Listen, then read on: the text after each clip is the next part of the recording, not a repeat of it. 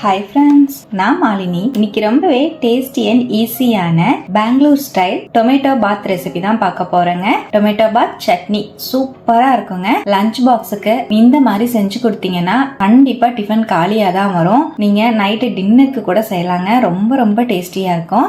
எப்பவும் தக்காளி சாதத்தை ஒரே மாதிரி செய்யாம இந்த மாதிரி டிஃப்ரெண்டா அரைச்சு செஞ்சு பாருங்க. அல்டிமேட்டான டேஸ்ட்ல இருக்கும். ரொம்ப டேஸ்டியான டொமேட்டோ பாத் சட்னி ரெசிபியை எப்படி செய்யறதுன்னு இப்ப பார்க்கலாங்க. டொமேட்டோ பாத் செய்யறதுக்காக நான் இன்னைக்கு 2 கிளாஸ் அளவுக்கு நார்மலான சாப்பாட்டு புழுங்கல் அரிசி ஆட் பண்ணிக்கிறேங்க. பவுல்ல நல்லா வாஷ் பண்ணிட்டு ஒரு 10 நிமிஷம் ஊற வச்சுக்கலாம். நீங்க வேணும்னா பாஸ்மதி ரைஸ்லயோ இல்ல ஜீரக சம்பா ரைஸ்ல கூட செய்யலாங்க. அரிசி நல்லா ஊறி வரட்டும். மிக்ஸி ஜார்ல 2 டேபிள் ஸ்பூன் பொடியா நறுக்கின தேங்காய் சேர்த்துக்கலாம். 1 இன்ச் இஞ்சிய பொடியா நறுக்கி ஆட் பண்ணிக்கலாம். 10-12 பூண்டு சேர்த்துக்கலாங்க. 3 தக்காளி பழம் நறுக்கிட்டு சேர்த்துக்கலாம். அரைக்கை அளவுக்கு புதினா, அரைக்கை மல்லித்தலை சேர்த்துக்கலாம். நல்லா நைஸா அரைச்சு எடுத்துக்கலாம். பாருங்க, இந்த மாதிரி நல்லா பேஸ்டா அரைச்சு எடுத்துட்டேன். இப்ப நம்ம மசாலா பேஸ்ட் ரெடியா இருக்கட்டும். குக்கர்ல 2 டேபிள் ஸ்பூன் ஆயில் ஆட் பண்ணிக்கலாம்.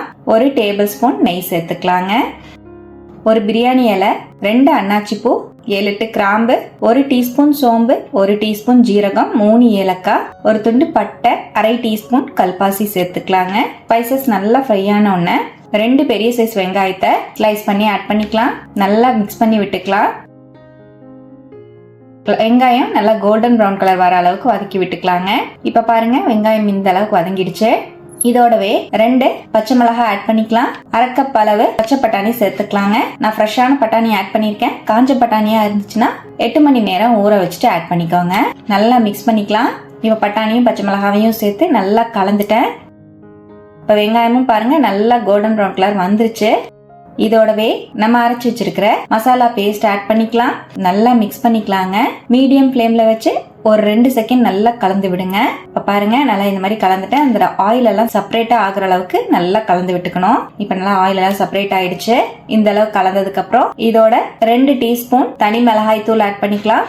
உங்க காரத்துக்கு தகுந்த மாதிரி மிளகாய் தூள் சேர்த்துக்கோங்க. 1/2 டீஸ்பூன் கொத்தமல்லி தூள் சேர்த்துக்கலாம். 1/4 டீஸ்பூன் மஞ்சள் பொடி ஆட் பண்ணிக்கலாங்க.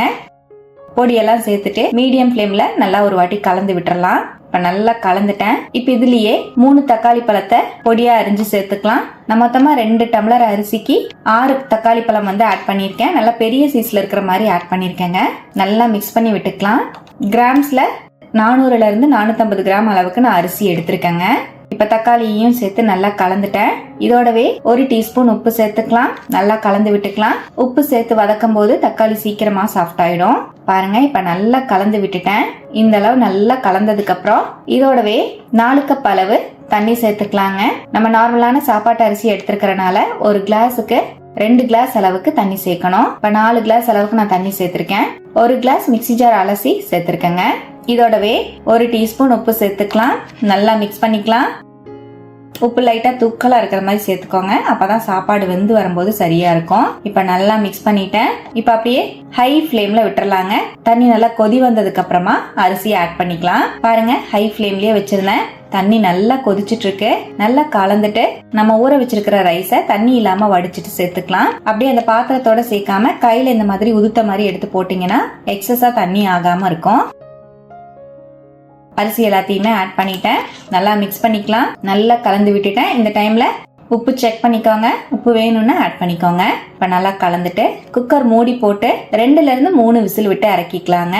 நீங்க நார்மலா சாப்பாட்டுக்கு எத்தனை விசில் விடுவீங்களோ அந்த மாதிரி விட்டு இறக்கிருங்க. விசில் வர்றதுக்குள்ள நம்ம டொமேட்டோ பாத்துக்கு ஏத்த மாதிரி ஒரு சட்னி ரெடி பண்ணிக்கலாங்க. மிக்ஸி ஜார்ல 1/2 கப் அளவு பொடியா நறுக்கிற தேங்காய் சேர்த்துக்கலாம். 1/2 கப்புக்கும் கொஞ்சம் கம்மியா பொட்டுக்கடலை ஆட் பண்ணிக்கலாங்க. 1/2 இன்ச் இஞ்சி, 2 பூண்டு சேர்த்துக்கலாம். கொஞ்சமா மல்லித்தலை, கொஞ்சமா புதினா சேர்த்துக்கலாங்க. 3 பச்சை மிளகாய் ஆட் பண்ணிக்கலாம். சின்னதா ஒரு துண்டு புளி சேர்த்துக்கலாம்.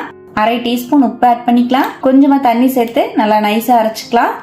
அவ்வளவுதான். பாருங்க, நம்மளோட சட்னி ரெடி ஆயிடுச்சுங்க. இந்த மாதிரி அரைச்சு எடுத்துக்கோங்க. தாளிப்பெல்லாம் இதுக்கு கொடுக்க தேவையில்லை. நம்ம செஞ்சிருக்கிற டொமேட்டோ பாத்துக்கு இந்த சட்னி சூப்பரா இருக்குங்க. நார்மலா இட்லி தோசைக்குமே நீங்க வச்சு சாப்பிட அல்டிமேட்டா இருக்கும். அவ்வளவுதான். ரொம்பவே டேஸ்டியான சட்னி சூப்பரா ரெடி ஆயிடுச்சு. இருக்கட்டும். இப்போ டொமேட்டோ பாத்தும் பார்த்தீங்கன்னா நான் 3 விசில் விட்டு இறக்கிட்டேன். நல்லா ஸ்டீம் எல்லாம் ரிலீஸ் ஆயிடுச்சு. ஸ்டீம் கம்ப்ளீட்டா ரிலீஸ் ஆனதுக்கப்புறம் ஓப்பன் பண்ணிக்கலாம். பாருங்க, சூப்பரா நம்மளோட டேஸ்டியான டொமேட்டோ பாத் நல்லா கமன்னு ரெடி ஆயிடுச்சுங்க. நல்லா மிக்ஸ் பண்ணி விட்டுக்கலாம். சாப்பாடெல்லாம் பாருங்க நல்லா உதிரா ஒட்டாம சூப்பரா வந்திருக்கு. தண்ணியோட அளவு சரியா இருந்தா சாப்பாடு நல்லா பலன்னு உதிரியா கிடைக்குங்க. இப்போ நல்லா ஃபுல்லா மிக்ஸ் பண்ணிட்டேன். அவ்வளவுதான். நல்லா சுட இந்த டொமேட்டோ பாத்தோட நம்ம செஞ்சிருக்கிற சட்னியோட வச்சு சர்வ் பண்ணுங்க. அல்டிமேட்டா இருக்கும். லஞ்சுக்கோ இல்ல பிரேக்ஃபாஸ்ட் டின்னருக்கு எதுக்கு வேணாலும் நீங்க செய்யலாங்க. ரொம்பவே சூப்பரா இருக்கும். குழந்தைங்களுக்கு இந்த மாதிரி லஞ்ச் பாக்ஸ் ரெடி பண்ணி கொடுங்க. ரொம்ப என்ஜாய் பண்ணி சாப்பிடுவாங்க. எப்பவும் ஒரே மாதிரி செய்யாம இந்த பெங்களூரு ஸ்டைல் டொமேட்டோ பாத்தா ஒரு டைம் ட்ரை பண்ணி பாருங்க. டேஸ்ட் அல்டிமேட்டா இருக்கும். ட்ரை பண்ணிட்டு எப்படி வந்ததுன்னு கமெண்ட்லயும் ஷேர் பண்ணுங்க. நம்ம சேனலை இப்பதான் ஃபர்ஸ்ட் டைமா பாக்குறீங்கன்னா சப்ஸ்கிரைப் பண்ணிக்கோங்க. பக்கத்துல இருக்கிற பெல் ஐக்கானையும் பிரஸ் பண்ணுங்க. லைக் பண்ணிக்கோங்க. ஃப்ரெண்ட்ஸ் அண்ட் ஃபேமிலியோட ஷேர் பண்ண மறக்காதீங்க ஃப்ரெண்ட்ஸ். தேங்க்யூ.